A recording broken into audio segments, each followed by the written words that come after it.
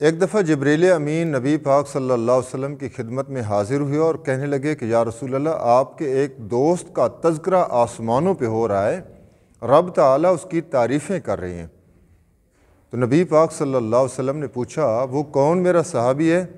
تو فرمایا یا رسول اللہ، اس کا نام جعفر ہے۔ آپ نے حضرت جعفر رضی اللہ تعالیٰ عنہ کو یہ خوشخبری سنائی اور پوچھا کہ جعفر، آپ کی تو تعریفیں ہو رہی ہیں آسمانوں پر،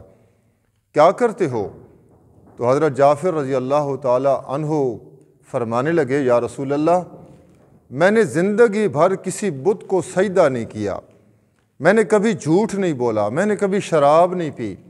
اور میں نے کبھی آنکھ اٹھا کر کسی غیر محرم کو نہیں دیکھا۔ نبی پاک صلی اللہ علیہ وسلم نے فرمایا کہ جعفر، یہ بات تو سمجھ آتی ہے کہ زندگی بھر کسی بت کو سجدہ نہیں کیا، زندگی بھر جھوٹ نہیں بولا، زندگی بھر شراب نہیں پی، لیکن یہ کیسے ممکن ہوا کہ آپ نے کبھی کسی غیر محرم کو آنکھ اٹھا کر نہیں دیکھا؟ تو حضرت جعفر رضی اللہ تعالیٰ عنہ کہنے لگے یا رسول اللہ، جب بھی شیطان میرے دل میں یہ وسوسہ ڈالتا ہے غیر محرم کی طرف دیکھنے کا،